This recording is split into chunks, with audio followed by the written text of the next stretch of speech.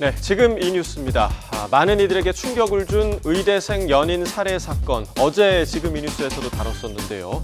결국 구속된 가해자 20대 남성, 어제 이 구속 전 피의자 신문을 마치고 언론 앞에 짧은 시간 모습을 드러냈는데 쏟아지는 기자들의 질문에 죄송합니다.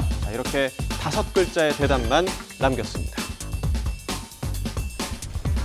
사실 인정하세요? 범행 왜 한 겁니까? 언제부터 범행 계획하셨어요? 피해자나 가족분께 할 말씀은 없습니까? 다시 한 번 말씀해 주세요. 수신시동 왜 하신 겁니까?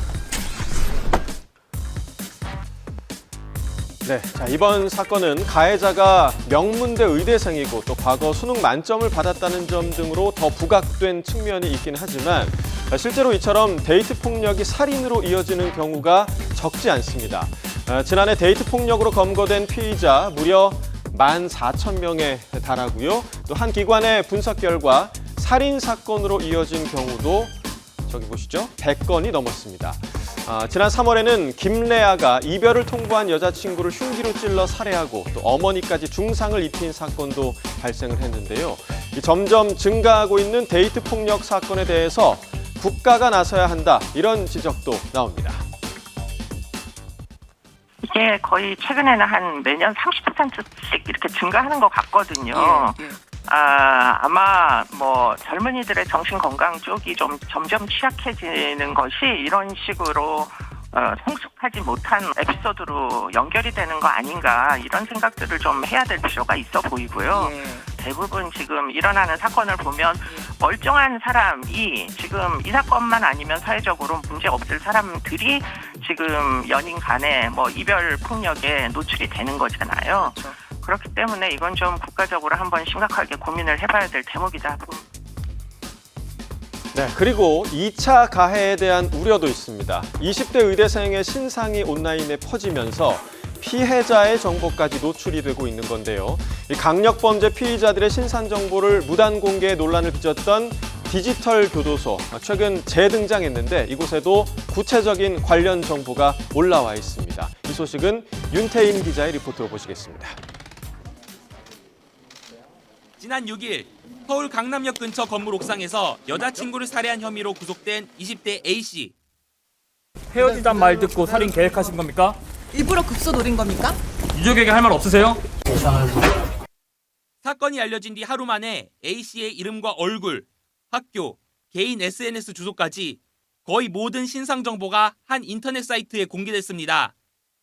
지난 2020년 범죄 혐의자의 신상을 무단 공개해 논란을 빚고 폐쇄됐던 이른바 디지털 교도소로 4년 만에 다시 활동을 재개한 겁니다. 지난달 다시 문을 연 이 사이트에는 범죄 혐의자 80여 명의 개인정보가 공개됐는데 사회적 논란이 된 성범죄 사건 등을 맡았던 전현직 법관의 신상까지 담겼습니다. 과거 이 사이트는 범죄 유무가 확정되지 않는 피의자의 개인정보를 무더기로 공개해 사적 제재 논란을 빚었고 신상이 공개된 대학생이 억울함을 호소하다 목숨을 끊는 일까지 벌어지면서 문을 닫았습니다. 다시 문을 열면서 철저한 검증을 약속했지만 무고한 피해자를 낳을 수 있다는 우려는 여전합니다. 그 범죄자가 아닌데도 불구하고 범죄자라고 지목하면서 그 사람들을 사회적으로 배척하고 탄압하는 명분이 될 수도 있거든요. 더구나 강력사건 피해자에 대한 2차 가해는 더 우려되는 대목입니다. 실제로 이번 의대생 살인사건 피의자 A씨의 신상 정보가 공개되면서 숨진 피해자의 사진과 SNS 주소까지 퍼졌습니다. 유족들이 직접 나서 극심한 고통을 호소하기도 했습니다.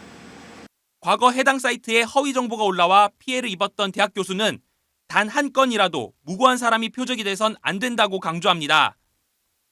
한 명의 피해자가 정말 적은 수라도 그런 피해를 받는다는 건 인생이 무너지는 일이니까 그건 그런 식으로 진행하면 안 된다. 방송통신심의위원회는 디지털 교도소의 불법성을 검토해 접속 차단 조치를 내릴 방침이지만 해외에 있는 서버를 바꿀 경우 재등장을 막을 뾰족한 방법은 없는 실정입니다. YTN 윤태인입니다.